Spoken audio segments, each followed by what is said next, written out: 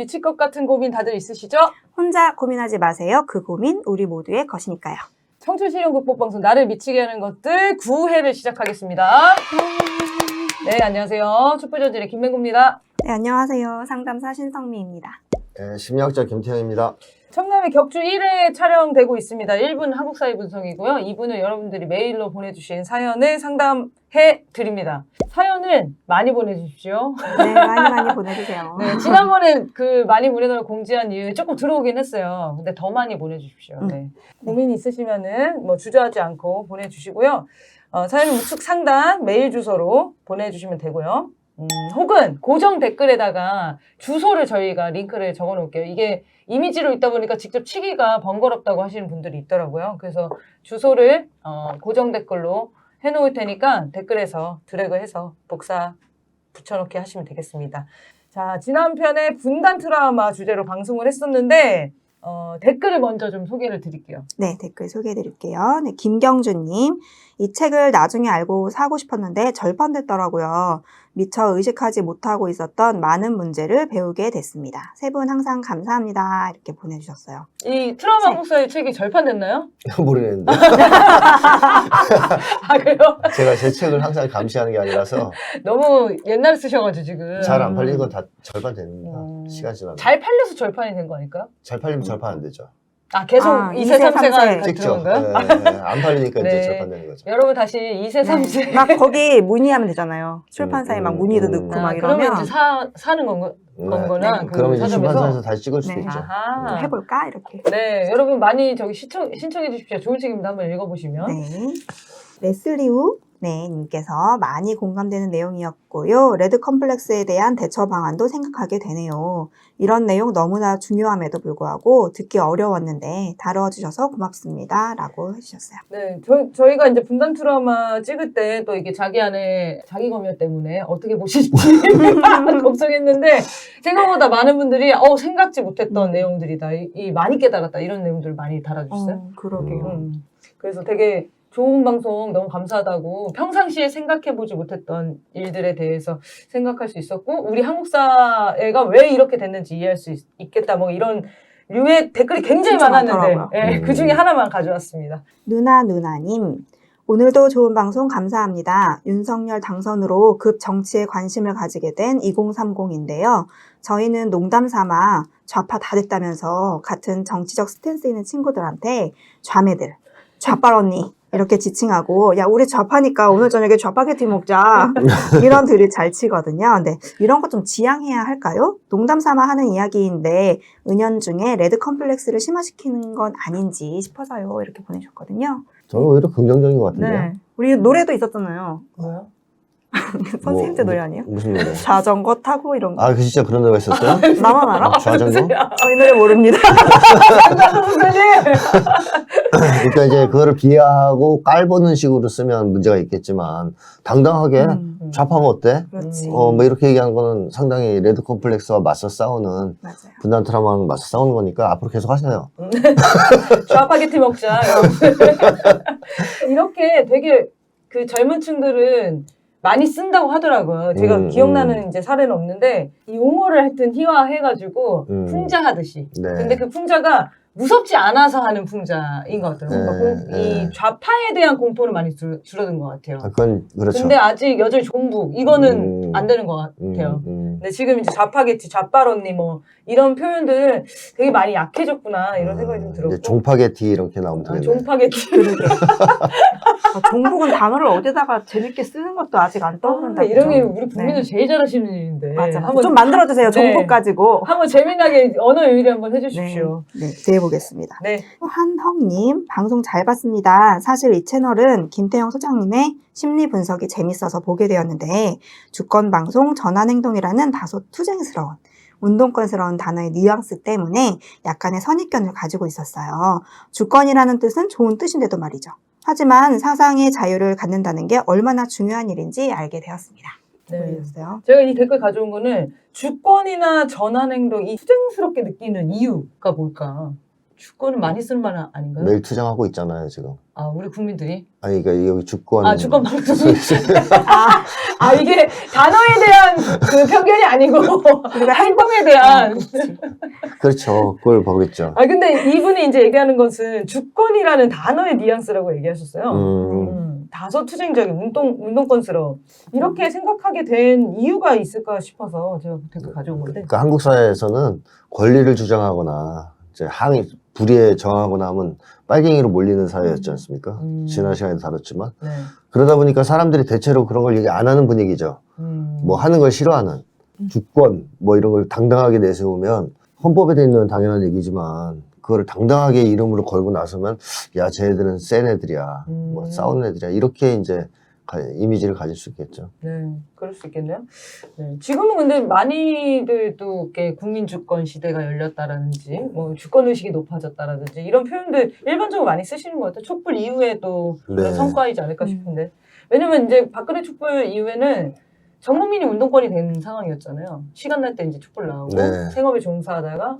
지금도 이제 윤석열 퇴진 집회 나오려고 다 준비하고 계신데. 네. 옛날에 썼던 거 어디 있지? 지금 집에서. 벌써 LED 초 다 주문하시고 광석 사시고 이러고 계십니다. 새로운 또 상품 시장이 열렸네요, 여러분. 누가 먼저 시작하느냐. 네. 그러다 보니까 좀 그 의미가 뭐 대중적이게 됐다고 해야 되나? 네, 그런 것 같습니다. 주권방송 화이팅! 파이팅. 네. 네. 좋아요.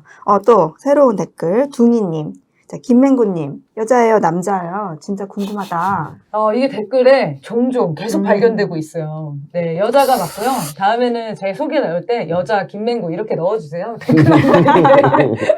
이게 물어보시는 분들은 정말 죄송하다고. 몰라서? 그러니까 실례인데. 진짜로. 진짜 궁금해서 물어보고 싶다 이렇게 하시는 분들도 있고 조롱하시는 분들도 되게 많아요. 그러니까 제가 보수다 여자답게 이런. 굴라는 거지. 그렇죠. 조신하지 못하다, 뭐 여자답지 못하다, 뭐 이런 표현도 많이 하시는 뭐 전 괜찮은데 이거를 매번 제가 여자입니다라고 얘기하는 건 좀 멋졌거든요. 그래서 소개자만 꼭 넣어주세요. 여자 김맹구로. 오늘 이제 본격적인 사회 분석을 시작할 텐데요. 북에서 중거리 탄도미사일을 발사를 했어요. 그래서 일본 상공을 넘어갔다. 이런 얘기들이 있었는데 이거에 뭐 대응해서 지대지 미사일 에이테크스 4발 그리고 현무 1발 뭐 이런 그 군사 훈련을 한 거예요. 미사일 대응 훈련. 강릉 어느 곳에 갑자기 화염이 치솟는 영상들이 촬영해서 SNS에서 쫙 유포가 됐었습니다. 국방부에서 발표를 했는데 우리나라에서 쏜 현무 미사일 1발이 강릉 기지에 낙하를 했다는 거예요. 그러면서 그게 폭발을 했고 그 영상이 쭉 찍어서 돌아다녔는데 보도 통제를 한 거죠. 네, 보도 통제를 했고 원인을 규명하려고 노력을 하다가 발표한 내용은 낙탄이었다 이렇게 표현을 했습니다. 그래서 이거 관련된 내용을 먼저 좀 얘기를 하고 넘어갈까 하는데요. 선생님 좀 어떻게 보셨습니까? 앞으로 전쟁 났는지 안 났는지 알고 싶으면 SNS를 봐야 된다. 뉴스를 보면 안 된다. 그러니까요. 네, 뉴스 너무 늦어요. 그죠? 전쟁 터지고 다 끝난 다음에 이제 뉴스 나올 것 같아요. SNS의 보도가 한참 있었잖아요. 밤새껏. 시민들이. 네, 강릉 시민들은 엄청나게 불안했을 거 아닙니까? 그래서 우리가 이 보도 통제를 하는 것을 어떻게 이해해야 될까 하는 걸 제가 생각을 좀 해봤는데 이게 지금 내막도 정확하게 밝혔는지도 모르겠어요. 그 합참 관계자가 인명피해는 현재까지는 없다 이렇게 발표했단 말이에요. 그게 좀 미심쩍단 말이지 이런 것들이. 그래서 국민들이 의심을 하지 않을 수 없는 상황인데 빨리빨리 발표를 제대로 해줬으면 강릉 시민들이 7, 8시간 동안 밤새 그 공포에 떨진 않았을 거 아닙니까? 네. 근데 이 사람들은 국민들이 걱정을 하느냐 하지 않느냐 이런 거에 대한 관심보다는 이 정보를 공개했을 때 우리한테 유리할까 불리할까만 따지는 것 같아요. 그래서 최대한 지연시켰다 발표를 한 것 같고 그 7, 8시간 동안 지연시키는 동안에 계속 이 마사지를 하려고 그랬겠죠. 이거를 북에서 쐈다 그럴까. 제일 이제 남쪽에서 흔하게 하는 거잖아요. 이제 뭐든지 북에서 했다. 근데 이제 그랬을 때는 전쟁으로 비화할 가능성이 있죠. 그래서 위험하죠. 그 다음에 또 이재명 대표가 쐈다 이렇게 하면 이제 이거는 좀 설득력이 좀 떨어지고 뭐 그래서 여러 가지로 이제 생각을 해봤는데 마땅치 않은 거죠. 그래서 뉴스가 어떻게 발표되기 시작했냐 하면 북에서 그 미사일을 먼저 쏴서 우리를 도발해서 우리는 맞대응 훈련을 했는데 그러다가 하나가 낙탄했다는 식으로 나와요. 일제히. 이것만 단독으로 다루지 않고 그러니까 정당성을 강조하면서 우리는 이 정당한 대응 훈련을 하다가 하나가 실수로 떨어진 거다 이런 식으로 이제 곁다리식으로 보도했거든요. 네. 요게 이제 최대한 발표 수위를 조절하고 나름대로 마사지해서 발표한 것 같아요. 이런 행태를 보면 참 걱정스럽습니다, 저는. 앞으로 우리가 제대로 된 정보를 과연 이 정부로부터 얻을 수 있을까? 불리한 정보는 숨기지 않을까 하는 그런 우려가 있고, 또 한 가지는 저는 여태까지 그 북쪽 미사일만 피하면 된다고 생각했거든요. 그래서 미국 기지라든가 뭐 이제 중요 군사지휘부 근처에 안 가고 좀 피해 있으면 살 수 있겠다는 희망이 있었는데, 이제는 우리 쪽 미사일에 맞을 수도 있겠다 하는 우려가 들어요. 이게 어디에 어떻게 떨어질지 모르잖아요. 네. 그래서 이런 거에 대해서 참 걱정은 됩니다. 이제 현무가 예전에도 좀 문제가 있었고 해서 전쟁 났을 때 안 써야 되지 않을까 싶기도 하고, 현무는. 이게 지난 정부에서도 오발 사고가 있었죠. 예. 있었는데 지금 다시 정비를 해서 이게 오작동이 없게 해야 되는데 지금 또 오발이 난 거나 다름없는 거잖아요. 그래, 근데 오발이 난 거 다름이 아니라 오발 났죠. 네. 그리고 더 위험한 거는 우리 땅에 떨어져 버렸고, 네, 무작위로. 근데 네. 어디로 떨어질지 지금 모르는 상황인 거예요. 그렇죠. 그게 문제입니다. 그럼 현무 미사일을 일단 폐기해야 되는 게 맞는 거거든요. 이게 북에 대응한다라는 명분으로 이제 훈련을 했다고 하는데 실제로 북에 대응할 수 있는 미사일이냐는 거죠. 지금 국방력 자체가 북의 미사일을 대응할 수 있는 능력이 있냐, 저는 그런 것도 되게 의심스럽더라고요. 사실상 뭐 방어는 불가능합니다. 북쪽 미사일들은. 이게 만약에 실제라고 했으면 전쟁입니다. 그런 거잖아요. 네. 근데 방어도 못하고. 저는 이제 이 사건 보고 오늘 오전에 발표한 거 보고 북한 소행이라고 당연히 발표할 것 같은. 왜냐면 지금 정권의 위기 상황이고 당연히 북풍몰이가 필요한 상황이란 말이에요. 그 사람들이 제일 잘 아는. 북한 소행이라고 하지 못한 이유를 국민은 잘 아시겠지만 한번 짚어주시면 좋겠어요. 그거에 마음은 있었겠죠. 그게 발표하고 싶은. 근데 만약에 그렇게 발표했다, 북쪽에서 쐈다, 이쪽에서 대응을 안 할 수가 없거든요. 어떻게든 응징을 해야 될 거 아니에요. 그 선제 타격을 그렇게 떠들어왔는데. 그래서 만약에 이제 이걸 빌미로 북쪽에 응징을 한다, 그럼 북쪽에 가만히 있을 리가 없죠. 바로 전면전이에요. 네. 그러면 일단 이거는 제가 볼 때 미국에서 말립니다. 그런 발표 자체를 못하게 막았을 수도 있어요, 미국에서. 큰일 난다, 이렇게 생각했을 수 있죠. 그래서 그런 점에서 좀 위험하다고 생각했을 것이고, 그 다음에 만약에 거짓말로 발표를 했을 때 대응을 안 하더라도 북쪽에서 거기에 대해서 쉽게 하면 공격할 수도 있거든요. 그렇죠. 우리한테 덮어씌워 뭐 이러면서. 이건 굉장히 위험한 행위예요. 큰 각오가 필요하다.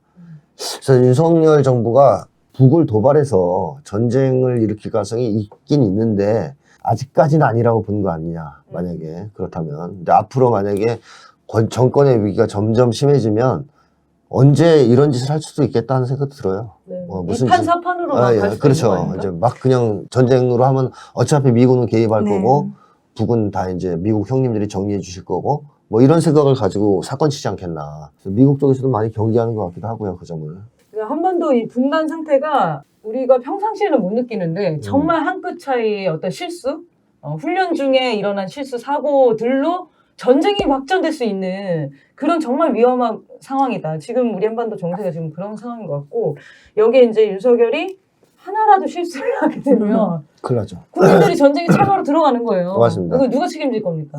그리고 윤석열이 빨리 지금 하루빨리 시급히 끌어내려야 되는 진짜 중요한 이유도 이건 것 같아요. 저는. 네네.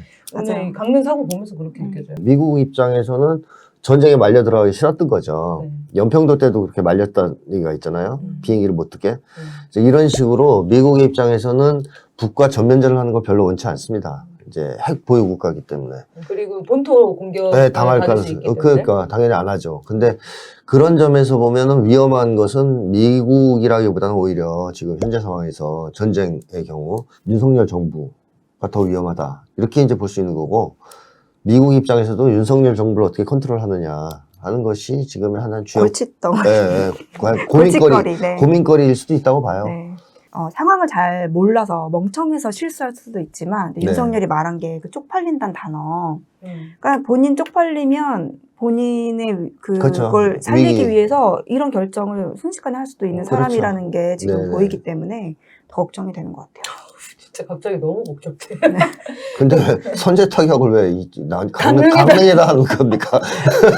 그러니까 국민들이 댓글에 선제 타격 강릉 선제 타격을 말한 거였어? 이게 정말 심정이 참담합니다 진짜. 이게 북에 선제 타격을 한다고 까불 때는 언제고 결국에는 우리 땅이 자국 국민들이 피해를 보는 상황이 됐어요. 이제 실수할 수 있다고 봐요. 그럴 수도 있는데 발표하는 게 괘씸한 거죠. 그렇죠. 그 대응이. 바로 발표해야죠. 사고 났다고 국민들한테 알려야죠. 그렇죠. 이게 뭐 더 진상을 파악할 게 뭐가 있습니까? 그렇죠. 일단은 조심해라. 일단 사고가 났다. 얼마나 무서웠겠어요. 그렇죠. 그 이전에 이제 미사일도 발사했다 맞습니다. 막 이랬으니까 강원도 주민분들은 아마 뜬 눈으로 아마 지냈을 것 같아요. 아까 그 영상을 봤는데 화재 규모가 엄청 크더라고요. 폭발음도 되게 컸다는 얘기가 있고 뭐 3번을 들었다라는 사람도 있고 밤새 이제 화염이 솟구쳤다는데 인명피해가 없다라는 사실이 믿겨지지 않을 정도로 규모가 커요. 근데 만약에 이제 정부에서 지금은 인명피해가 없다라고 발표를 했는데 혹시나 어떤 피해 사실을 감추거나 거짓말을 한 게 들통나면 이거는 돌이킬 수 없는 건데 윤석열 정부의 특성상 당연히 다급하게 지금 그냥 일단은 되는 대로 말한 것 같거든요. 그런 의심이 강하게 들죠. 네. 그동안 발표를 안 한 거 봐서는. 네. 이제 뭐 걱정됩니다. 제대로 발표하는 거가 없을 정도예요. 근데 이게 강릉 주민들이 이미 다 본 거기 때문에 네. 아마 증언들이 보도들이 계속 나올 거예요. 지금도 보니까 기사에 그 실제로 보신 분이 우리 집이 남항진역 동네인데 굉음과 함께 집이 흔들렸다. 뭐 날아오는 소리가 엄청 크게 났고 그게 터지면서 공군기지 쪽 하늘이 빨개졌다가 노랗게 변했다. 조명탄인 줄 알았는데 불타오르더라. 이렇게 현장을 생생하게 보신 분들이 있어요. 그 주변에 인근에 사신 주민들의 증언이 계속 이어질 거기 때문에 만약에 정부가 여기서 만에 하나 조금이라도 거짓말을 했다면 이거는 엄청난 역풍이 될 겁니다. 네, 후폭풍이 엄청날 겁니다. 네, 그리고 우리 국민의 안전과 생명을 지켜주지도 않고 거짓말만 계속하는 이 정부는 답이 없다라고 국민들 결론을 내리시지 않을까 싶네요. 본격적으로 준비한 내용 할게요. 첫 번째는 지지난주 저희 2주에 한 번씩 녹화니까요. 네. 지지난주에 터진 일이에요. 오전에 저희가 그 방송 녹화하기 전날 그 조문 참사가 터졌는데 이거 다뤄볼까 하다가 왠지 일이 더 커질 것 같아서 더 커진 다음에 정리해서 다루자 이렇게 해서 밀어놨었는데 역시나 네, 오늘 다루기 잘했습니다. 일단은 영국 여왕 조문 과정에서 일어났던 논란이 이제 조문 참사라고 불리는 논란이죠. 근데 그 중에서 확인하고 싶었던 거는 이거예요.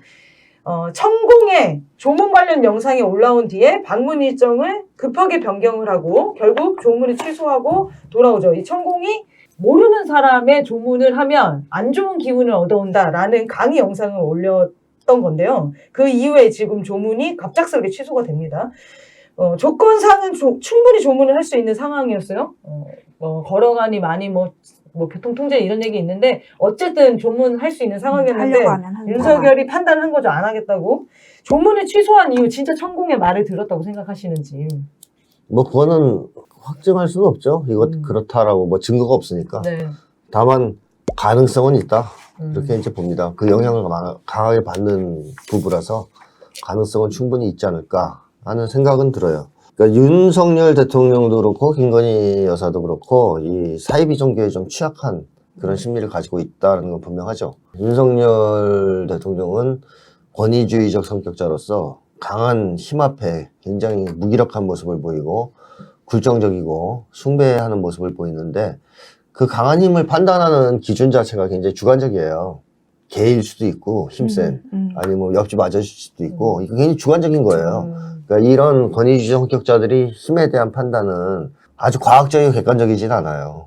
그래서 의외로 무당, 점치는 사람 이런 사람들한테 이제 그 힘이 세다고 판단하면서 매달리는 영험하다고 생각하겠죠? 그렇죠. 네. 네. 그러니까 한두 가지 이렇게 보여주면 되는 거죠. 그 옛날에 그 영상 같은 거 혹시 보면은 사이비 종교 이렇게 하는 사람들이 사람 눕혀놓고 막 손을 주물러가지고 간을 빼나 심장을 빼나 네. 빼요. 맞아. 막 주물럭주물럭 빼면 이제 치료가 된 거야. 암덩어리를 뺐다고. 근데 그런 게 이제 나중에 보면 다 이제 사기친 거거든요. 네네네. 근데 그런 걸 한번 보여주면 이 무력감이 심한 이런 권위주의 성격자들은 뿅 가는 거예요. 저 사람은 인간 세계에서는 가질 수 없는 초월적인 힘을 가진 존재구나. 그래서 완전히 매달리거든요. 그다음부터 못 나오거든. 근데 윤석열 대통령이 그런 이제 심리가 있기 때문에 만약에 이제 한 번 천공 같은 분한테 빠져들었다. 그러면 헤어나오기 힘들지 않겠냐 하는 생각이 들고요. 그 다음에 이제 김건희 여사는 일단 자존감이 낮은 사람이고 자기에 대한 자신감도 부족한 사람이고 그리고 불안, 죄의식을 피하기 어려운 삶을 살아온 사람이기 때문에 그런 사람들은 의존할 대상이 좀 필요합니다. 미래가 어떻게 될지 모르고 특히 벌 받는 걸 되게 무서워하거든요. 그러니까 이제 기독교식으로 얘기하면 하나님의 벌을 들고 우리 한국인의 이제 일반적인 전통적 심리에 기반하면 천벌이죠. 그 다음에 이제 이렇게 이제 무속신앙 같은데 약간 이제 경사되어 있는 사람들은 급살? 뭐 이런 거 맞는다? 그런 거 이제 두려워하는 거죠. 네네. 그래서 그런 거를 굉장히 꺼려하는 심리가 있기 때문에 이제 이렇게 나쁜 짓 하는 사람들은 나쁜 짓 하는 사람들일수록 이런 데 빨리 빠져들어가요. 이런 데 취약해요. 자기 보호장치를 마련해야 되니까. 그래서 뭐 이제 종교에 이제 빠져들기도 하지만 이 종교가 주는 이 안전장치 있잖아요. 뭐 이제 성금 잘 내고 매일 와서 기도하면 좋은 데 간다. 좋은 데 간다. 이거 갖고는 좀 힘들잖아요. 사실 이 사람들이 가진 불안 해소가.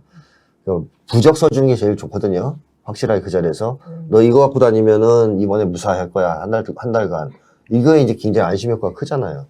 그렇기 때문에 의외로 이런 사람들이 이런 무속 같은데 더 쉽게 이렇게 빠져드는 경우가 있습니다.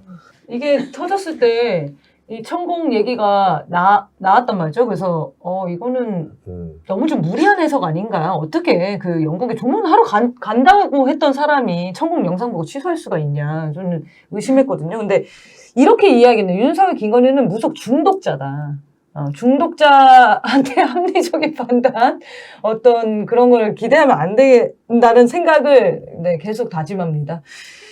네. 왜냐면 이게 조문 취소되는 과정이 너무 공교롭게 되게 애매한 상황이었어요. 이유가 없었어요. 이유가 없고. 이해가 충분히 되지가 않았죠. 해명도 이해가 안 되고 이게 가장 이게 가장 이해가 된 거야. 맞아. 이게 가장 합리적이야. 용산 이전도 그쵸. 무속 아니면 진짜 이해할 수 이해가 안 있는 게 돼요. 없어.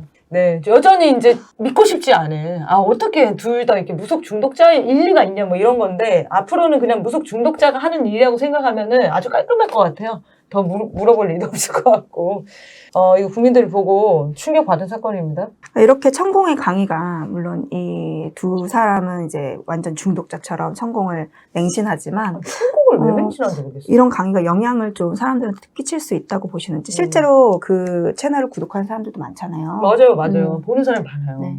근데 제가 이제 천공이 김건희 때문에 유명해지기 전에 이 천공에 대해서 들은 적이 있어요. 진짜요? 네, 들은 적이 있어요. 그래서 사실 김건희, 윤석열 이전에도 이 천공 얘기를 종종 많이 들었거든요. 유명한 사람인가 봐요. 이 천공의 얘기를 듣고 자기가 뭐 마음이 편해졌다. 뭐 이런 얘기라든지 이런 거를 몇 번 들었는데, 이제 그분들 얘기를 들어보면, 우리 오비일학처럼 자기가 마침, 그러니까 그게 진짜 그 사람 때문인지는 몰라, 과학적으로. 근데 자기가 어떤 아주 안 좋은 일을 피할 수 있는 걸 그 사람이 뭐 이렇게 해라고 말했는데, 그렇게 했더니 진짜 피할 수 있었던 이런 경험들이 쌓이면서, 근데 이게 진짜 그 사람 천공 때문인지, 아니면 우리도 흔히 말할 수 있는, 돗자리 깔 수 있는 얘기들 그냥 있잖아요. 누구가 말해줘도 할 수 있는 얘기 때문인지, 그러니까 어떤 우연에 의해서 그게 딱 일치하게 되면 완전히 맹신하게 되는 것 같더라고요. 그렇죠. 한두 번만 맞으면 돼요. 네. 아주 아주 극단적인 상황에서. 우연의 일치가 한두 번만 있으면 이제 빠져들어갑니다. 이 사람이 심리적인 다 문제가 있으면. 말을 많이 하면 될 것 같아. 그럼 뭐 하나 맞겠지. 하나 걸리겠죠. 여기 영상이 몇만 개인가? 1억 개인가 하여튼 올라와 있어요. 이 사람이 하루에 몇십 개씩 올려요, 영상을. 짧게 한 3분, 4분짜리로. 근데 저 본 적이 있었는데, 뭐 이런 거예요. 뭐 휴지를 썼으면 쓰레기통에 버려야 된다. 뭐 이런 아주 사소한 그런 생활적인 얘기들 있잖아요. 그거를 그걸로 썰을 막 풀어. 근데 저도 이제 그 천공을 따르는 어떤 분이 고깃집 사장님이었는데 고기를 먹었는데 그분이 자기가 지금 잘 보는 유튜버가 있다면서 갑자기 추천했는데 천공이네? 그래서 이거 왜 좋아하시냐 그랬더니 자기가 궁금한 게 다 있다는 거예요, 거기에. 휴지를 뭐 어떻게 하는지. 진짜 뭐, 자기 고민이 생기거나, 뭐, 예를 들면, 뭐, 어깨가 아픈데, 어떻게 하지? 하면은 거기에 다 그 답이 있다는 거예요. 그거 봤더니 답이 있을 수밖에 없어. 그냥 진짜 뭐라고 해야 돼? 다 자기야. 말을 그냥 많이 하는 어떤 할아버지예요. 꽁시렁꽁시렁. 꽁시렁꽁시렁 이 얘기 저 얘기 막 해놨어. 그걸 영상으로 찍어놨는데 사람들이 거기 보면 다 답이 있다. 야, 그래서 저걸 보면 유튜브 저렇게 해야겠다. 우리 말 잘하는 어르신들 모셔놓고 계속 그 얘기하겠다 이 생각했었는데. 네, 어쨌든 천공의 강의가 영향을 끼치는 뭐 이유는 말씀하신 대로 몇 가지만 맞으면 된다. 그렇죠. 네. 몇 가지만 맞으면 되고 사람들이 사회적으로 불안정한 상태에 있을 때 이런 사이비 종교가 더 위세를 떨치는 겁니다. 네, 그러네요. 사회 불안이랑도 좀. 그렇죠. 연결이 사회가 되겠네요. 건강하면 이런 종교가 발을 붙이기 힘들어요. 근데 사람들이 자기 미래가 불투명하고 불안하고 이러면 이제 의존할 대상이 필요하지 않습니까? 네. 그래서 계속 그 불안을 해소시켜주는 어떤 처방도 필요하고 그러면서 사이비 종교가 더 세가 커지는 거죠. 다음 질문 하겠습니다. 조문 참사가 터지고 하루 만에 외교 참사가 벌어졌죠. 미국과 48초 환담, 일본과 30 간담 이렇게 진행을 하고 큰 성과를 얻었다고 보도를 가짜뉴스죠. 네, 보도를 했습니다. 국민이 봤을 때는 굉장히 굴욕적인 장면이었는데요. 선생님 보시고 좀 어떠셨는지. 왜 이렇게 미국과 일본을 그 졸졸 따라다니면서 이 구걸하고 있나 이런 거. 그런 심리를 좀 얘기해 주십시오. 사대주의죠. 그만 간단히 얘기하면. 이제 사람이 누구한테 의존을 하거나 누구를 이제 막 숭배하거나 하는 경우에는 보통 자기를 못 믿어서 그런 거잖아요. 자기에 대한 믿음이 있으면 그런 짓을 안 하지 않습니까? 네. 근데 자기한테 힘이 없고 자기한테 어떤 능력이 없다라고 생각하니까 즉 자신감이 부족하기 때문에 타인을 필요로 하는 거잖아요. 그게 개인 대 개인의 관계에서 이제 그렇게 나타나는 것이 국가와 국가 관계에서도 똑같이 나타나다라고 봐야 돼요. 그러니까 누가 외세나 이런 데에 의존하고 외세를 숭배하고 굴종하느냐. 자신감이 없는 사람일 텐데 뭐에 대한 자신감이 없느냐. 국민적 지지를 받을 자신감이 없을 때라고 봐야 되겠죠. 그러니까 보통 우리 한국의 역사를 봐도 사대주의는 지배층에서 나오는 거지 백성들 속에서 나오는 게 아니에요. 그러니까 백성들은 일반 민중들은 자기 힘으로 살아온 사람들이에요. 생활을 자기 힘으로 한 사람들이고 자기 운명을 자기가 개척한 사람들이에요. 나름대로 힘들지만 그래 자신감이 있어요. 자기에 대한 믿음이 있어요. 근데 지배층 같은 사람들은 기생적인 집단이라고 보통 얘기하잖아요. 국민들 등쳐먹고 빼먹고 그래, 배신을 시키고 국민들이 없으면 존재할 수 없는 존재할 수 없는 사람들이니까. 기생적인 삶을 살고 있는 사람들이죠. 그러니까 이런 사람들은 국민들이 자기를 좋아할 거라고 생각 안 하죠. 그러니까 국민적 지지가 있을 거라고는 기대를 할 수가 없어요. 양심은 있네요. 양심이 아니라 최소한의 판단력? 싫어하는 줄은 안다. 국민들을 위한 정치를 하고 있지 않잖아, 자기가 생각해도. 그러니까 때가 되면 돌 맞으면 돌 맞지 국민들이 나를 지켜주거나 국민들과 함께 뭘 할 수 있다고 생각 안 하죠. 그러면 불안해진단 말이에요. 네. 내가 이 정권을 계속 유지하면서 이 부귀영화를 누릴 수 있을까 계속? 안 되죠. 그래서 외세가 필요한 거예요. 지배층은 이제 외세에 의존하는 경향이 생기는 거죠. 또 그런 것도 있을 것 같아요. 국민을 개돼지로 보는 그런 것도 있잖아요. 네네. 그러니까 반민중적인 네, 시각이 있을 때. 우리 나라 자체, 우리 대통령인데 우리 엄마가 나를 부끄러워하는 거지. 뭐 이런 것도 있지 않을까? 뭐 그런 경우에 이제 보통 사대주의로 빠질 가능성이 높다. 국내적 지지 기반에 취약할 때. 근데 미국과 일본이 대하는 태도를 보면 너무 사실 자존심 상하게 하잖아요. 기시다 총리는 거의 똥 씹은 얼굴로 앉아가지고 한마디도 안 했어요. 윤석열 같은 성격에 너무 열받을 수 있잖아요. 아니죠. 자기보다 센 사람이니까. 아, 그거에 있어서 명확한 사람들이에요. 이 권위성 격자들은. 야! 넌 아직 모른다. 제가 자꾸 얘기하는데 그거 까먹으면 안 돼요. 이해가 안 돼가지고. 그래도 이렇게 또 뒤로 나와서는 또 자기가 우위를 점할 때는 또 막 센 척 할 거 아니에요. 네, 그러죠. 이게 아랫사람들 이제 역설 앞에서. 논란이었던 그런 거죠. 거죠. 그 아랫사람에 대해서 제가 자기보다 힘이 없는 사람에 대해서와 힘이 있는 사람에 대한 태도가 180도 틀려요. 엄청나게 틀려요. 놀라울 정도예요. 네.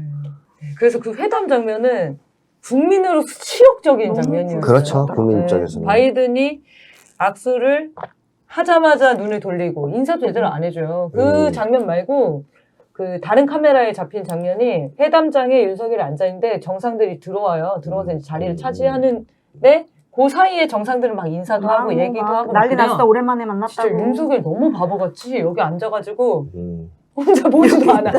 아무도 인사도 안 그래서 해. 사람이 지나가면 뭐 이렇게라도 할 텐데. 아니 그게 얼마나 좋은 기회예요. 정상들이 왔으면 좀 이렇게 아는 척도 하고 막 그래야 되는데 딱 기가 눌려가지고 아예 움직이지 못하더라고요. 네, 그렇죠. 너무 그런데, 긴장한 상황이 막 보이더라고요. 그런데 가면 이제 찌그러지는 거예요. 아, 우리나라 대통령이라고요. 윤석열이 목에 힘주는 데는 우리나라에 들어와서 음. 국민들을 향해서만 힘주는 거예요. 외국에 나가면 쪽도 못 써요. 목을 확 쳤어요. 캐나다 가서도 그러더만. 맞아요. 외국만 나가면 기가 확 죽더만. 김건희도 마찬가지로. 예. 아, 또 생각날라 그러네. 바로 이어서가 이제, 그 다음 욕설 논란이죠. 네. 원래는 이제 욕설 논란이었는데, 지금은 이제 바이든 논란. 들리냐 안 들리냐. 봄바람이 바이든. 예, 진화했잖아요. 네. 국회에서 이 새끼들이 승인 안 해주면 바이든 쪽팔려서 어떡하냐? 라고 이야기하는 장면이 카메라에 포착된 건데요. 김은혜 홍보수석 해명 너무 재밌었어요. 네. 바이든이 아니라 날리면이다 라고 했고요. 그 이후로 국힘당 사람들은 말리면이다. 이렇게 또 다른 단어들을 계속 막 비슷하다 싶으면 다 갖다 대고 있거든요. 근데 왜 이 말을 했을까? 이런 걸 추정 중인데, 미국한테 무시당하고 부하한테는 위신을 세우기 위함이었다. 라든지 아니면 미국의 힘이 약해져서 바이든을 실제 좀 무시하고 있는 거 아니냐. 이런 얘기들을 사람들이 하더라고요. 좀 어떤 이유에서 이런 말이 나왔다고 생각하세요? 저는 이 사건을 보면서 되게 참 안타까웠어요. 왜냐하면 눈물 갑자기 나네. 왜냐하면 이게 터졌을 때, 보도됐을 때 사과 한마디면 끝나는 사건이에요. 그 MBC에서 예를 들어 이제 발표했단 말이에요. 그럼 윤석열 대통령이 실수했다, 내가 미안하다. 그 방송 카메라 켜진 줄 모르고 내가 그냥 거친 말을 했는데 실수했다, 죄송합니다 하면 끝났어요. 맞아요. 무슨 논란이 더 있겠어요? 네. 그냥 우리가 윤석열에 대한 기대가 없잖아요, 원래.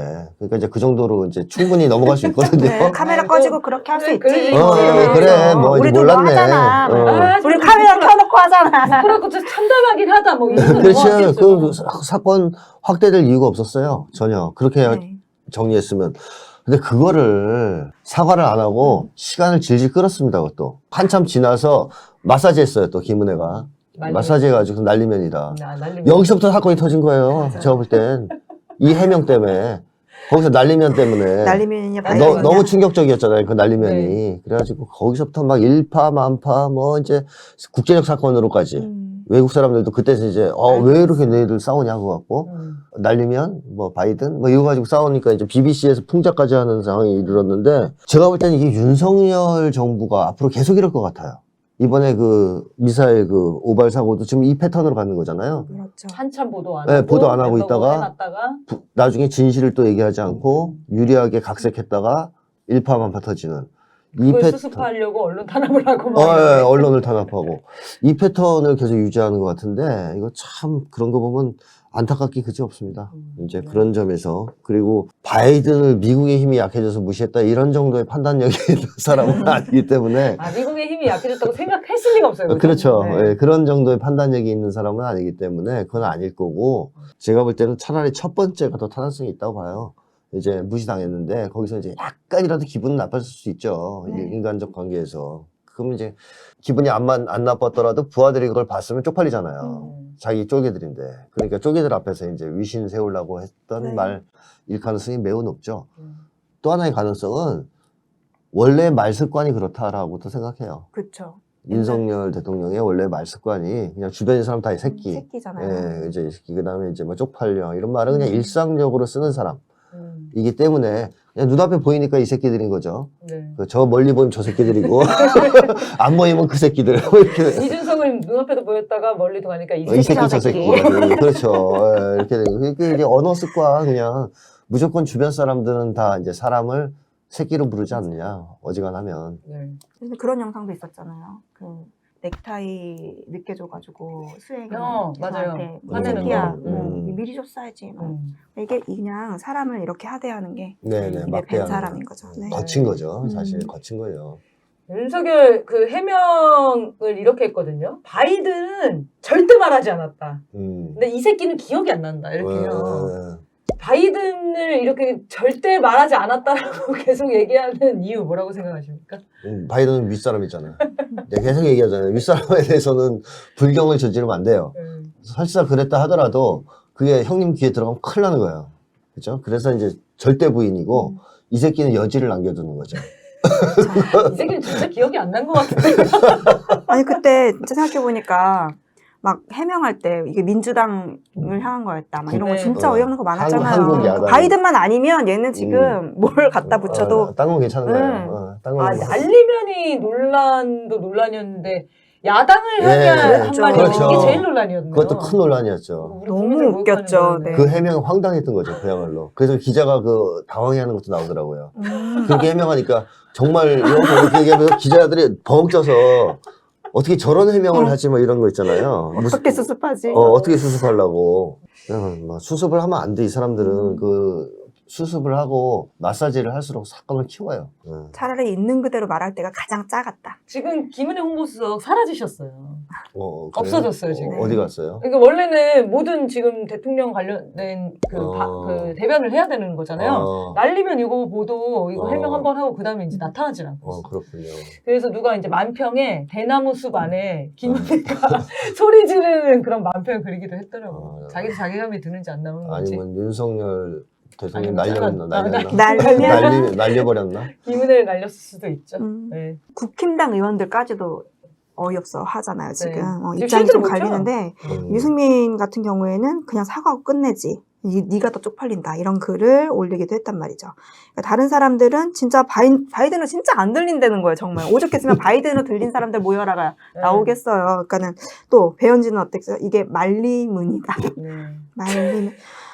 이렇게 언어학자도 주장하는데요. 나오고 막 난리예요, 네. 지금. 네. 도대체 국힘당 사람들 이렇게까지 하는 이유, 도대체 이 사람들 자괴감이라는 건 없는 걸까요? 없죠, 뭐 이런 건 인간들이 뭐 그런 게 자기가 있어. 좀 있어 보이던데 그래. 그- 얼굴이 하면서 자기가 얘기하면서도 좀 바이든으로 아무리 들어도 안 들리던데 한데 자기도 좀 멋쩍어 보이더라고요. 그렇죠, 당연하죠. 근데 어쨌든 지금 재밌는 현상은 국힘당에서도 윤석열 대통령이 임기를 채울 것이라고 보지 않는 사람들이 늘어나는 것 같아요. 네. 유승민 이제 감 잡은 거고요. 오래 못하겠네. 이제 씹어도 되겠네.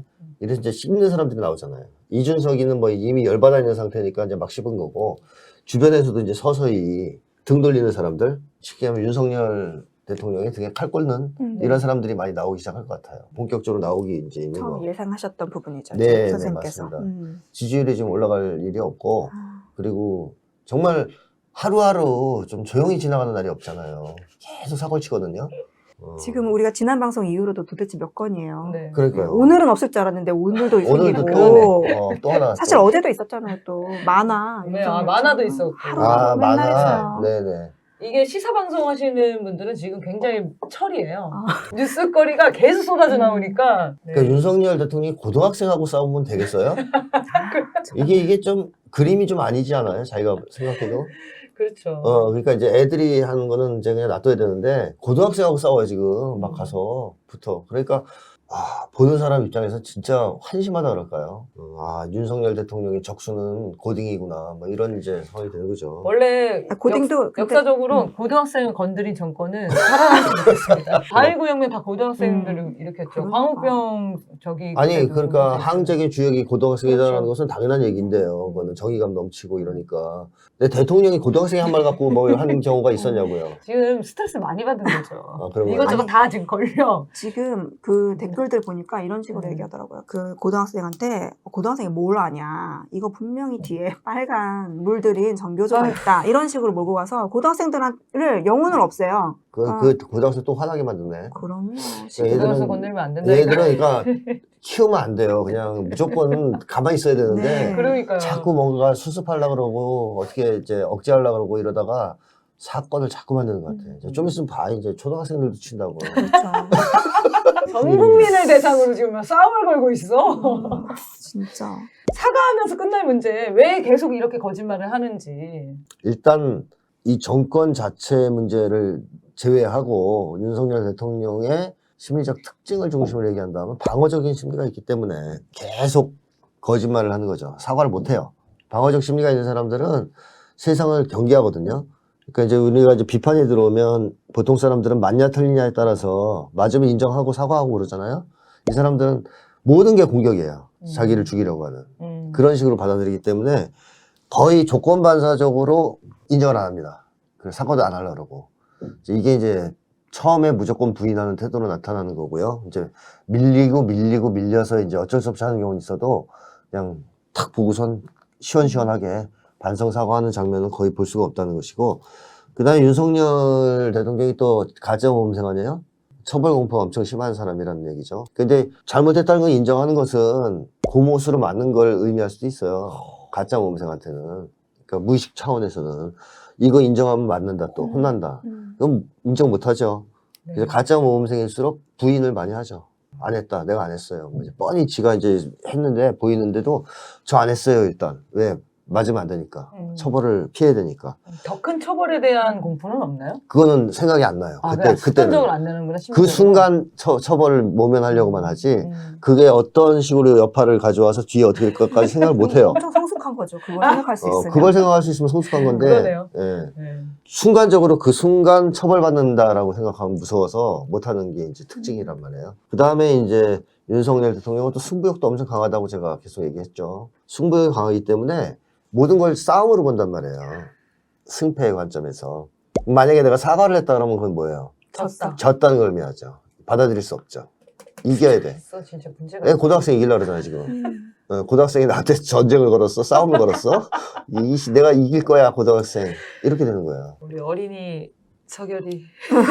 나중에 이제 애들도 때릴 수 있어요, 잘못하면. 이런 사람들은. 진짜 조심해야 돼. 이 거짓말을 계속 거듭거듭 하니까 진짜 국민들이 너무 화가 나는 거거든요, 지금.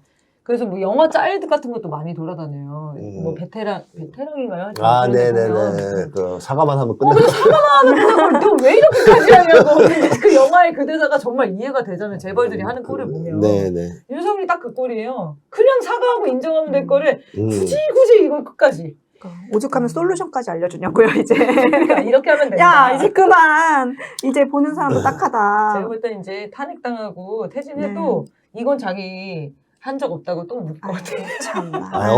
어제 미사일 사건도요. 네. 딱 터지자마자 빨리 빨리 발표하고 오발단이 나서 문제가 생겼다. 조사하는 대로 결과가 드는 대로 알려드리겠다. 이렇게 했으면 아무 문제 없어요, 지금. 그렇지. 그 문제가 있긴 하지만 그래도 지금처럼 커지겠습니까? 이거를 숨기려고 또. 이게 아이고. 대통령이 또 이런 수준이니까 그 밑에 있는 관료들도 다 똑같은 행태로 하잖아요. 그렇겠죠. 그러니까 국방부도 야 이거 빨리빨리 수습해 이거 욕먹는다 이러면 그럴 수 있죠. 지금 전체 정부 시스템 자체가 다 거짓말로 지금 무장이 되고 있는 상태예요. 그리고 어제 사고 정도면 보고했을걸요. 그렇죠. 독자 판단으로 발표하고 못할걸요. 그러니까 엠바고가 있었겠죠. 예.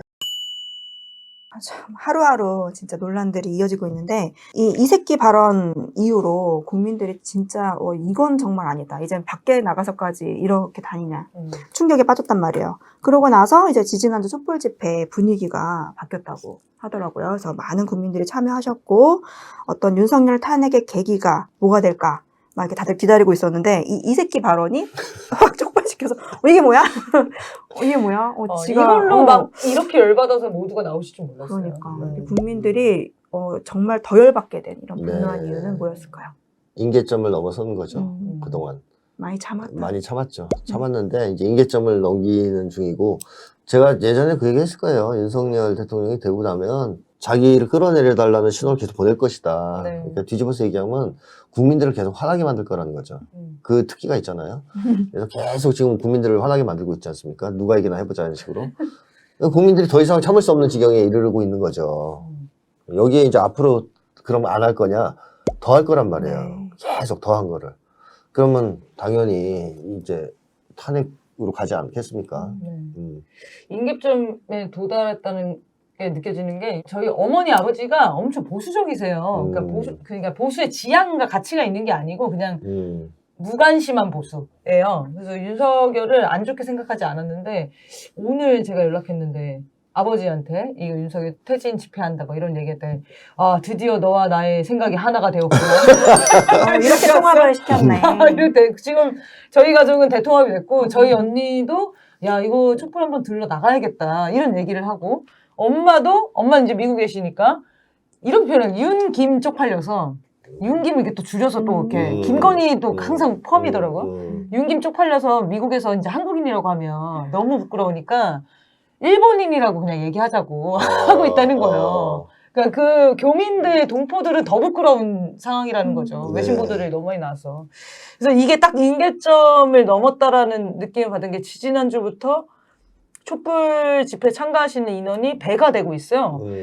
지난주에 2만 명에서 3만 명이 나왔고 그 전주에 5천 명인가 나왔어요. 근데 지금 10월 22일 날 전국 집중을 준비하고 있는데 보도도 제대로 안 됐었거든요. 네. 10월 22일. 그래서 촛불에서 22일 날 하겠다. 요 정도 했는데 지금 버스 대절을 다 하고 있어요. 모르는 국민들이. 그러니까 이게 뭐 지부 예전에 이제 다 조직력 아닙니까? 네.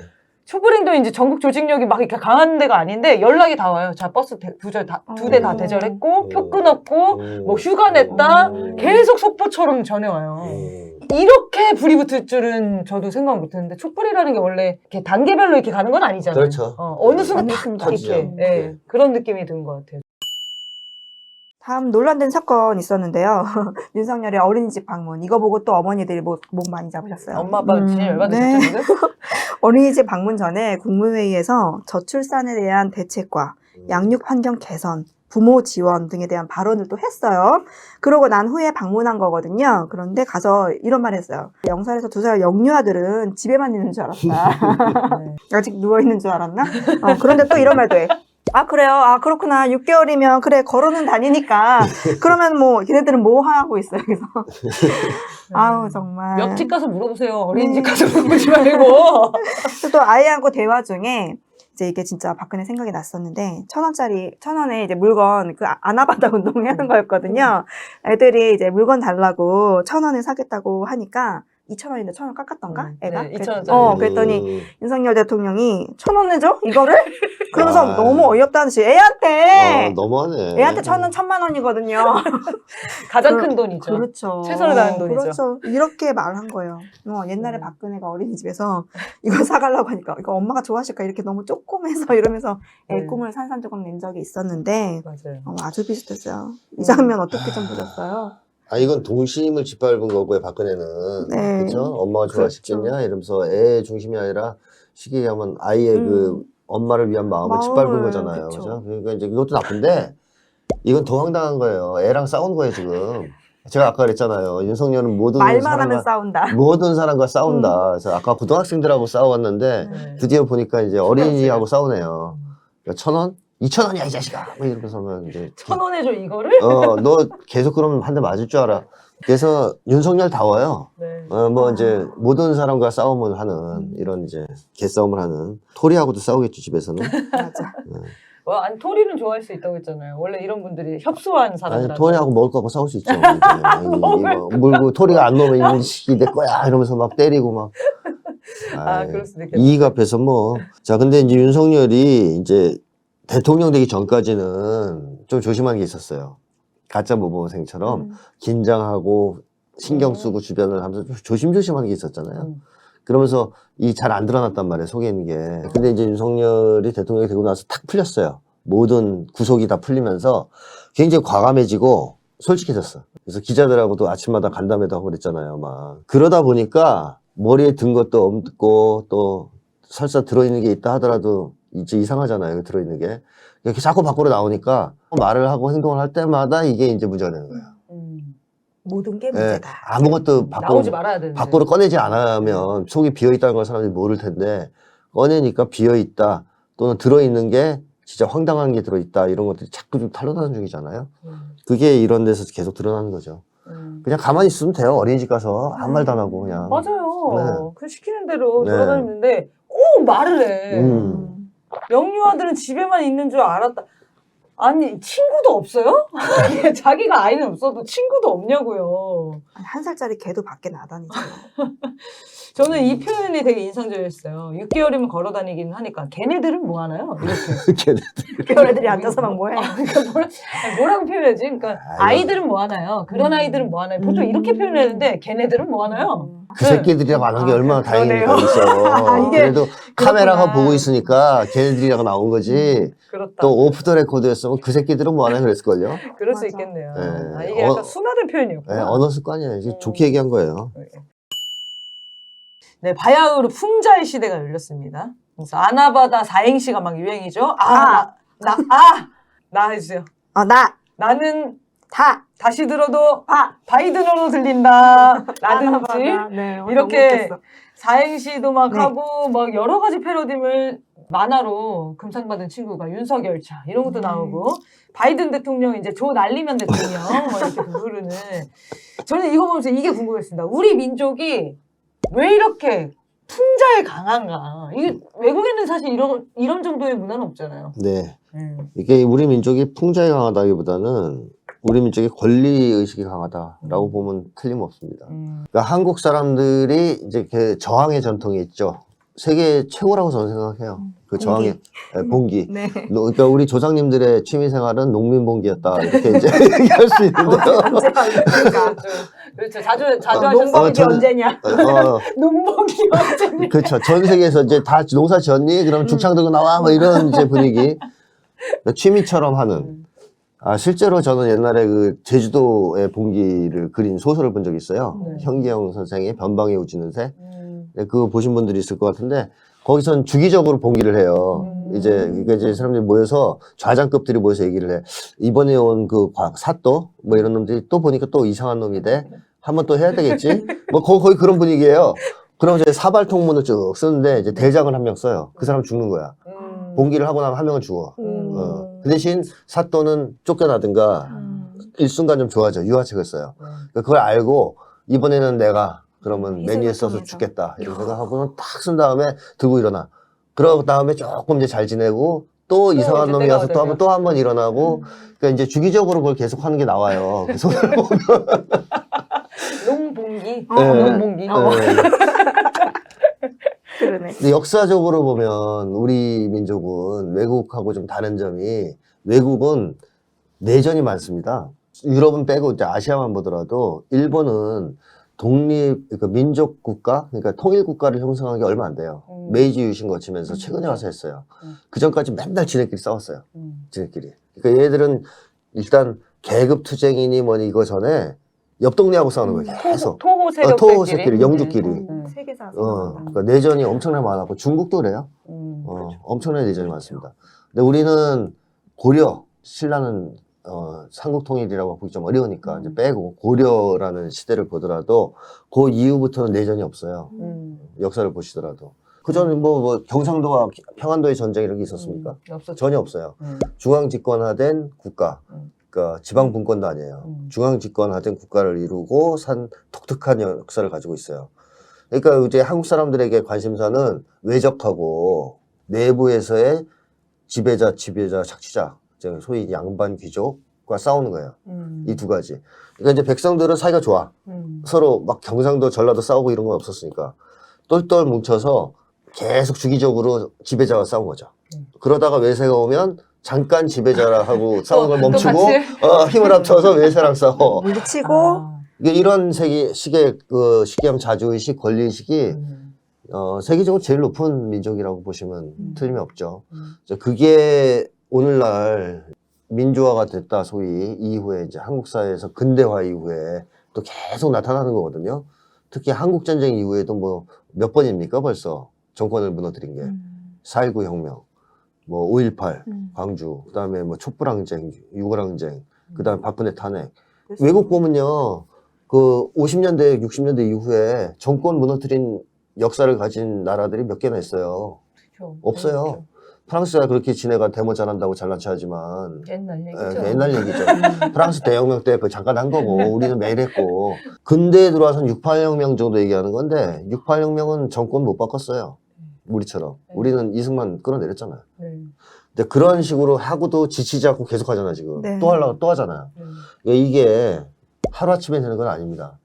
권리의식이 엄청나게 높아요 우리 민족이. 그런 점에서. 민족에 흐르고 있는 거죠. 예, 면면이 흐르고 있는 거죠. 저항 정신, 권리의식. 그래서 한국을 이제 옛날에 어떤 사람들 밀란의 나라 이렇게 얘기가 좀 됐는데 그칠 수 없습니다. 이제 위정자들이 백성을 위한 정치를 하지 않는다면 이건 그칠 수 없어요. 이건 우리 민족의 이제 오랜 그 전통이기도 하니까. 다른 나라가 이걸 되게 배워가고 싶어 했는데 부러워하죠. 맞아 옛날에. 배울 수가 없는 거예요. 일본이 너무 부러워하죠. 일본도 그렇고 대만 뭐 이런 다 민주화 부러워요. 시위하는 네, 뭐 다 이런 데는 부러워하죠. 다 이걸 배우고 싶은데 이게 안 되잖아요. 이게 그렇죠. 가르쳐서 안 되는 거잖아요. 너희는 어떻게 이렇게 계속하냐 이러잖아요. 문제. 우리도 모르겠는데. 그러니까 이게 맨 땅에 그냥 되는 게 아니고 오랜 역사에 의해서 형성된 이런 이제 기질이라는 건데요. 이제 민족 전통. 그래서 이게 이제 중요한 시기 때는 촛불항쟁이라든가 봉기로 나타나는데 일상에는 안 하냐 그럼 우리가 일상에는 그냥 가만히 한마디도 안 하고 이제 얌전히 있냐면 그거 아니거든요. 일상에서는 촛불 안 들고 농사 질 때는 입으로 하는 거예요. 노래를 입으로. 이놈의 새끼들 하면서 그냥 지금은 이제 이걸로 하는 어기야, 거야. 디어짜. 키보드도 하고 막 풍자, 해악 이걸 가지고 이제 공격하는 거죠. 계속 이제 공격하다가 이제 됐어 농번기야 이제 그러면 뭐요? 이렇게 되는 거거든요. 그렇지. 그러니까 이거는 연장선에서 같은 맥락으로 보셔야 돼요. 그러니까 이제 우리가 이제 투쟁이. 저항을 잘한다는 것과 풍자와 해악에 능하다라는 것은 같은 맥락에서 이해를 할 필요가 있고 머리도 좋아요. 언어 능력이나 이런 것도 뛰어납니다. 한국의 일반적인 그 보통 사람들의 수준과 미국의 보통 사람들 수준 비교해 보시면 게임도 안 됩니다. 수준이 엄청 높아요. 우리 한국 사람들이 훨씬 똑똑하고 아는 것도 많고 머리도 좋습니다. 언어 능력도 우수하고 풍자와 해악도 지적 능력이 뒷받침돼야 그렇죠. 가능한 건데요. 이거 진짜 똑똑한 사람들이나 하는 거예요. 그럼요. 드립치고 이런 거. 네. 그 이제 뭐 방법만 바뀌었을 뿐 계속 투쟁하는 방법을 우리가 다양하게 쓰고 있는 그렇죠. 건데요. 이제 사실 계속 투쟁을 해왔다. 그럼 사람이 사실 투쟁만 하고는 어떻게 살아요? 그럼 맞아요. 분명히 거기에 어떤 힘들어. 버틸 수 있는 뭐가 있었다는 거죠. 그러니까는 사실 이런 풍자와 유머와 해악이 들어있는 이런 사람들 사이의 그 분위기, 공동체 분위기가 계속 깔려 있었기 때문에 이런 투쟁을 지속할 수 있었고, 네. 그러니까 이렇게 두 개가 같이 갈 수밖에 없는 것 같고, 사실 유머라는 것은 되게 고기능이라서 유능성이 들어가는 거거든요. 유능? 네, 유능함. 그렇죠. 인간의 똑똑해야죠. 유능함을 측정이라고 해야 되나? 이렇게 뭐 그 설명하는 데에 유머가 들어가요. 그래요? 그리고 뭐 상담자에서도 유능한 상담자의 이제 뭐 기능들 여러 개가 있다. 그 중에 유머가 들어가요. 유머와 관련 한 가지가 말씀드리고 싶은 것은 상대방에 대해서 여유를 가지지 않으면 못해요. 그러니까 이제 윤석열은 유명을 못하거든요. 그렇지. 이거를 아버지한테 허수를 맞을까봐 네. 아버지를 향해서 풍자하고 해악하고 유머하고 못해요. 네. 무서워서. 거기에 대해서 이미 여유가 있어야 돼요. 때려라, 뭐, 난 맞는 거 안 무서워. 그럴 때 이제 풍자를 하고 그런 거거든요. 그러니까 한국인들이 유머를 잘 쓰고 풍자와 해악을 통해서 정권을 비판한다는 얘기는 겁이 없다는 얘기도 돼요.